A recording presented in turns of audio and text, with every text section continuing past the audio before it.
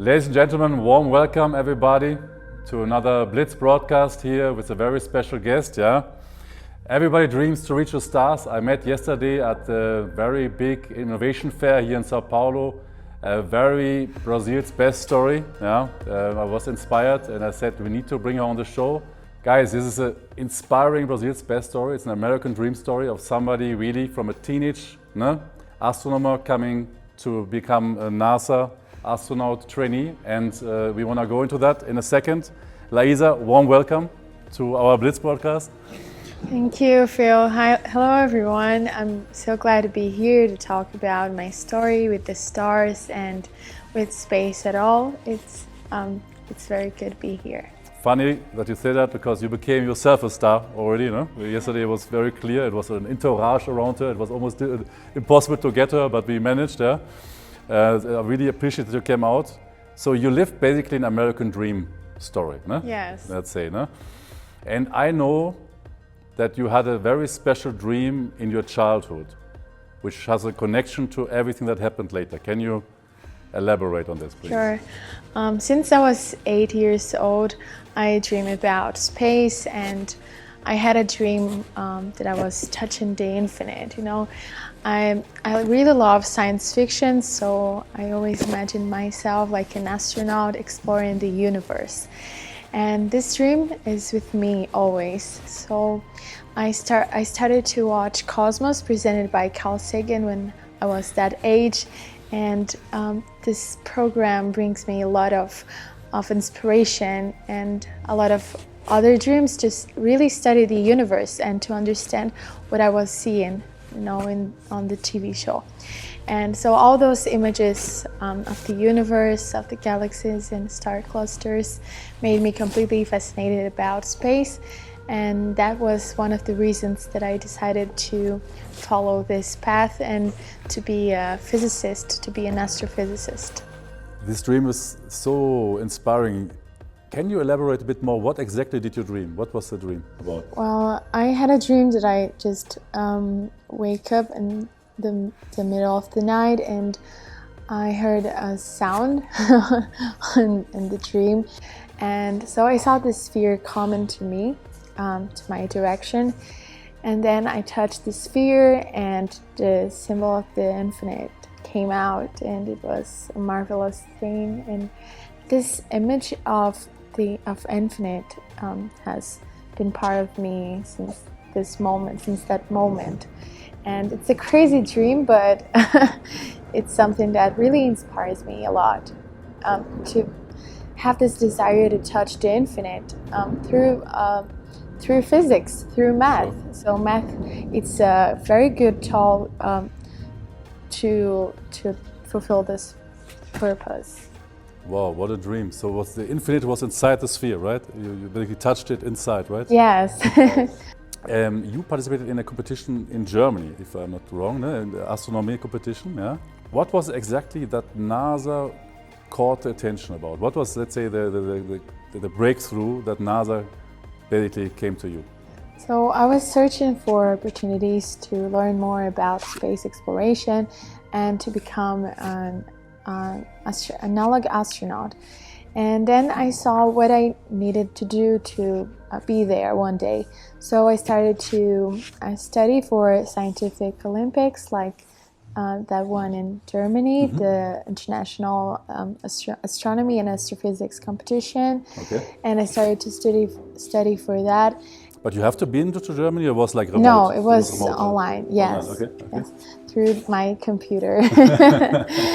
Everything that I've done before to show my academic merit, to prove it, and then I had the answer that I was selected, and the asteroid was an important part of this process because it has shown my passion for astronomy and something really cool that I have done, and this is something really important for the process.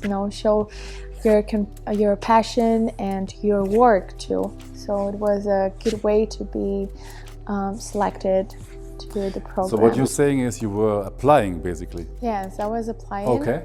And it was a long process. They asked us for some art. We need to make a patch about us and about our story. So we need to put some elements that represents us.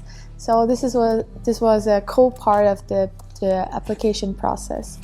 Obviously successful. Do you know what caught their eye? What was the main, let's say, point of your application that convinced them to call you all the way to Houston? I really love to write, so I think the essays was an important part of the process. Okay. I could share my story and my aspirations and my dreams. So it was something that comes from my heart. So I think this was crucial, the way that I wrote. So you're a great storyteller also. Yes, I'm better writing than speaking, I think, but I really love to write. I can relate to that. Yeah. I just got my telescope, my first telescope through writing. I was searching on internet for literary contests and competitions. Mm-hmm. So I was sending a lot of essays and stories, short stories, and even poems. So you mentioned poetry, which is also one of my favorites. I studied poetry and philosophy in university. And what is your favorite poem? Yeah. Well, I love Brazilian writers at all. I really love to read Carlos Drummond de Andrade. He's a poet from my state, and wow. I really love his poetry. One of them we can translate as the feeling of the world. It's an incredible poem. I think everyone should read this. That would sound in Portuguese like? O sentimento do mundo. Wow.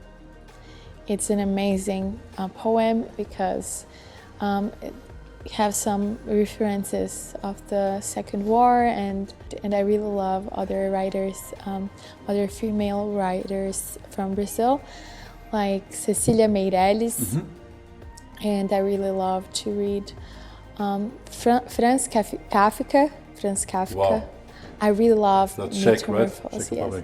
I really love his books and his type of writing, you know, his cool. I love this. It caused me some strange dreams in my childhood. Yes, I really love strange dreams. It's something you can tell about. Yeah. And you mentioned Goethe, right? Yes, Goethe. I have read some years ago, and it's always in my mind. Like, I really like the book that he wrote, the Werther mm-hmm. story. It's really a strong story, and we can feel a lot through the book. We can feel a lot of different things and feelings. It's an incredible book, and you can think a lot about the situation and the story he show. Very deep, yeah. Yes, it's very deep. It's a book that caused some romantic suicides in Germany, yes. Because it's very, very, very dark and very deep. Yeah. And that's the most famous poem of Goethe. I don't know if you know it. It goes more like this. Wer reitet zu spät durch Nacht und Wind? It's der Vater mit seinem Kind. It's about a guy seeing a ghost. It's very romantic. I sent it to you. It must be somewhere in Portuguese available. It's beautiful. Anyways, you obviously have an inspiring story, no? So you inspire now all the young people of today, with your story. So who was your inspiration? Who was your role model to start all this? Well, I have a lot of inspirations. One of them is Katie Coleman. I was with her yesterday and talking with her and giving a lecture with her by my side. So it was a really special moment for me. It means a lot because I watched her since I was 8, 9. I was always watching her and ISS, making some experiments and playing flute too. And it was amazing to meet one of my heroes from my childhood. And she's kind of a mentor for you? Yes, like a mentor, yeah? And she's a big inspiration and a mentor. And wow. It was so nice to meet her. And I have other women that really inspires me, like Anne Jump Cannon. She was an amazing astronomer from the last century. She's the person who has most classified stars of our of our galaxy and other galaxies too. So she's a big inspiration, and she at that time was facing a lot of problems and challenges, but she was great. She has done a great job, and she's a big influence to the entire world and for the history of astronomy and astrophysics too. And I remember yesterday you mentioned also someone in your family, right? There must be some strong women also, yes, no? My family is composed with a lot of strong and powerful women that I really love, and it's so special to be with them. And one of them, it's my great-grandmother. She's 91 years old, so it's really special to have her always near to me, always close to me. It's a privilege to share a planet with her. I'm so glad Great. Wow. about it. Perfect. Looks like you're surrounded by really strong mentors, right? Yes, family I and have outside a of family. And I think this is always part of a success story. I think that is clearly understood as teamwork, right? You know that, talking about teamwork, that I started the first dual study, which is like theory and practically integrated. McKinsey and companies like Mercedes-Benz, KPMG, other companies participating in the program. And the students, of course, is one of my target group, with this podcast to inspire them, So what would be your career advice to our students, especially to the young ladies that are starting to pursue their professional careers? Well, I think we need to be creative. We need to be always searching for opportunities to be more creative in our career and in our lives at all.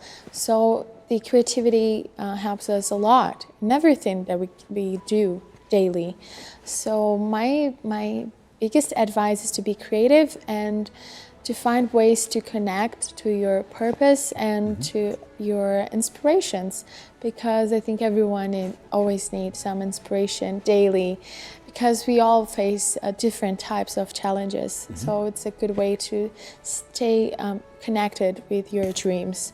And it's important to look up, to look to the stars even, because we are not only the moment that we're facing and we're living now. So maybe we're not having a good time, but we can always find a way to be in a better time, to be in a better situation. So the human mind is really powerful. We can be very creative. We can find solutions to problems, and we can be a person who is always trying better ways to do common things. So the creativity and perseverance is really important. Perseverance is a big part. No? You mentioned look up. No? It's like a counter slogan to the famous movie Don't Look Up, right? Look up. So looking up, what is, let's say, the most strange thing? If you observe the skies, I do this also sometimes, not as intense like you, I'm not a professional.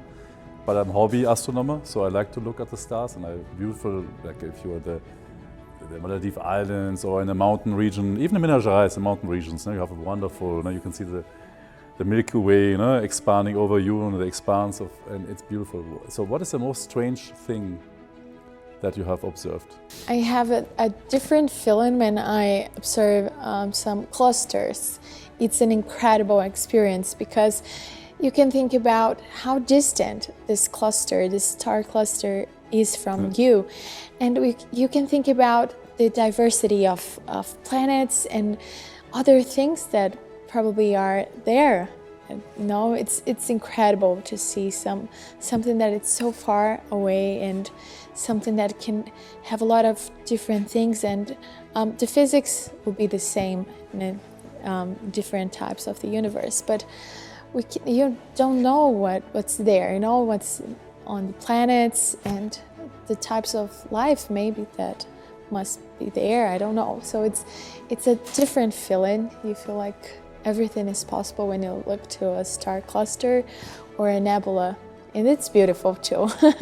You can see the stardust and think about how everything in the universe was formed, was constructed. And you think about yourself too, so it's a different way to see yourself and to see how everything is made of stardust. We're stardust, and it's pretty cool to connect with our primary form, we can say. So I like it's that really everybody special. stardust. So there's a saying in most cultures it works. Everything is written in the stars. Can you relate to this? Well, I think the history of humanity is written on stars because we're made of them.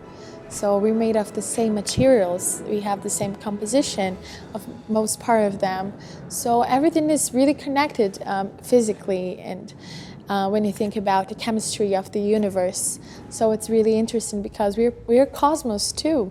We're looking into it, we're on it, but we are part of it. It's really special to think about it.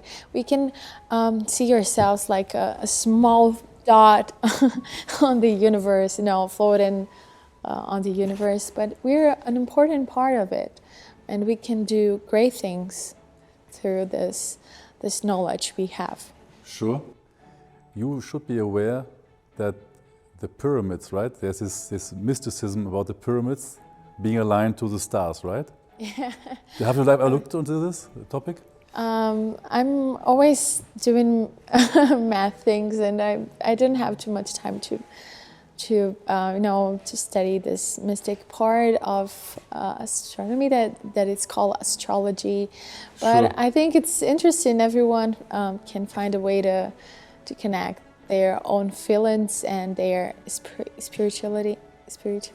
Sure. Yes, with the celestial bodies. So yes, I think it's cool. I think you're right. Astrology today lost a lot of what was probably the past, right? What I'm saying is, according to some researchers, the pyramids, and not only the most famous one, they're worldwide. They find this kind of traces from, let's say, they call it advanced ancient civilizations, whatever the case might be, that they are perfectly aligned to the star maps, right? The Orion Belt, just one example. Yeah? So there is some science that I think we might have lost along the way, right? Now it's esoteric, but I think there was more to it that we're Yes. trying to understand, right? We lost a lot of content and knowledge from the ancient civilizations when the Alexandria library was just completely burned. It was really, really sad because we lost a lot of knowledge and a lot of Exactly. papers they have wrought on the past. So I think a lot of things were lost on the way, and it's kind of sad, but it's interesting that humanity found a way to keep learning from the stars. Absolutely. Now, you're a very gifted young lady. Among others, one gift that you have been given is music. So you play piano, you play violin even, right? So yesterday you mentioned something so beautiful about what music means to you. Can you elaborate on this? Sure. So music is so important to me, is connected with my dreams too. So one of my favorite parts of science fiction are the songs, are the composers. They are always doing something magical. So this is what brings a lot of magic to science fiction, The the music. famous Star Wars theme comes to mind, right? Yes. I'm not doing it. Thank you, John Williams, for that. Exactly. So I think we have a lot of languages Sure. on our planet, and we have math, that it's the language of the universe. We can study the phenomena. We can study its phenomena through math, and through music we can connect each other. We can connect each other to others. We can connect to this world even. So it's something that we can explain, in total. We can talk about it, but it's hard to explain. It's something we feel. So music has this power over us. We can be more creative too. We can be best professional. Music is always impacting us. So we need to choose how the music and how art at all will make this influence in our lives. So I think through music and through playing the violin and the piano, I can share my feelings and I can feel things that I would never feel another way. So it's a great way to share a message and to receive a message back. It's something that it's hard to explain, but I think it's so essential for the human being at all. So everyone loves music, you know. Everyone is hearing some songs, different types of music, and I think it's really beautiful, this diversity. What's your favorite music? I love classical music. I love Mozart, and I love this like Bach, and I love Tchaikovsky songs that are so strong, powerful, and romantic. I love this romantic period of music. Wagner to Dark? I really love the 19th Symphony, the New World Symphony. It's one of my favorite. So we will see you one day in the space station playing a violin? Yes, I hope so. I mean, your idol, no? Your role model did this with the flute, right? She was playing flute on ISS. It's pretty cool. Excellent, super cool. Yeah, there's one aspect that you also touched a bit on. I call the mysticism of it. People would call it the spirituality. Yes. You coming from people would call it a religious family. So how do you combine your faith that you obviously have to science that you're doing? So I'm a member of the Church of Jesus Christ of Latter-day Saints, and we have a culture to learn. We are always improving our knowledge, our secular knowledge, or knowledge about the world. So we have the mission to study and to be a good professional, a good student, a good member of our family. We have this strong culture to be the best version of ourselves we can be. So it's really interesting because my religion helps me a lot to be a better person and to be a good person for others. So we have this culture because we need to be good for others too. We need to impact our community. Like a role model, no? Effectively, no? Yeah, we need to share the feelings and the stuff we had and the knowledge we have with others. It's so important to everyone need to be at the same level of knowledge and opportunities. So we have a strong culture to help others in what they are missing and what they are needing. So it helps me to be a better scientist, a better physicist too, because it helps me to know that I can do things on my own. I can be a better scientist. I can study more. I have the opportunity to have more inspiration through my religion too, to be a good scientist. And I have more calm and a strong mind. You know, I think the religion and the Church of Jesus Christ helped me in this way too, to be focused too. Would you also say it helps you not to get lost? Yes, not get because lost. it's the meaning, right? It gives you the meaning and the purpose of all this, right? Yes, and to read and to search for answers. You know, we have this strong culture to search for answers. We need to search. We cannot let anyone tell us that what is truth. We need to search. No, it has to be something that we're doing for ourselves. Test all things and keep the good, right? Yes, and this is important for science too. True. So we need to search and we need to have a method to do that. So it's really interesting how those completely different things are similar in some ways. So it's really nice how when we can connect our faith to our life purpose, because our faith gives us a lot of purpose on this life.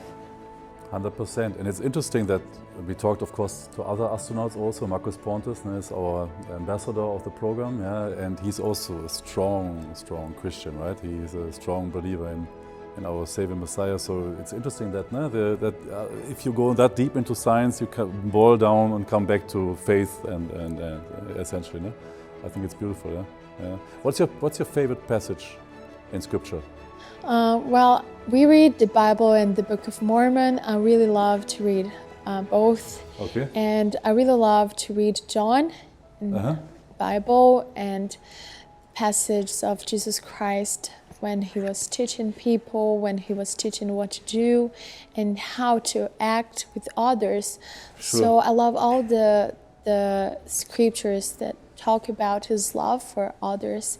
Sure. And the Book of Mormon too, how he treated others and how he treated others, and the love that he felt for the entire humanity, from different people, completely different people. He treated everyone the same way. So it's for really somebody that special to read that. scriptures most of us know, Book of Mormon is very specific to the Mormons. It was written in America, so it's really special to see how Jesus Christ loved other people living in different places around the world. So we really believe that he has taught different civilizations around the world. So he has bring the same gospel and the same love he shared with all the civilizations and all with all mankind. Excellent. I think that's a great ending word. I had so many more questions I could ask, but I understand that you need to go back to Houston today, right? You fly back, yeah? Yes. So what's next in US for you? What's let's say the next 3-4 months for you? What is your plan? So I have some courses in mind, and I'm planning myself to do that. So one of them, it's a type of astronaut training, and I'm really excited to do that, to improve my astronaut training, to dive more. I really love to dive at my first training. Okay. I dive 24 meters deep, and it was pretty cool. So I have a lot of things to do. But you guys dive in the nature, or is it in this huge pool? Yes, pool? in a Huge pool, right? And I'm becoming a pilot, so it's really important to fly a lot. So I'm really excited to fly more and to study more the universe too. And which plane they give you as training? Which airplane you will use? Cessna, I don't know. Cessna. Cessna 152. Okay, they give you the same, like. Yeah. I thought maybe the astronauts have a bit of privilege to get a. No, but I'm doing the fly lessons here in Brazil, so it's not directly connected with the astronaut training, but it's an important step that I'm doing here first. You will do it here. Okay. Yes. Okay. To do that. That's something I find really amazing about Brazil. Once I entered aviation, it's incredible how much small airports you have all over the place, right? Yes. Thanks very much, everybody. This was really a very inspiring session of Brazil's Best. This is what the program is all about, inspire the future of Brazil and showcase the best of Brazil to the world, I mean, this is an amazing story from a girl from Minas Gerais that became now an astronaut and really an inspiring lady, with all her gifts and talents that she shared with us today. So I can just say and close us out with let's reach the stars, let's not stop dreaming, starts all with a dream, as we learned, So be blessed, be blitzed. Thank you so much. Thank you so much, Phil.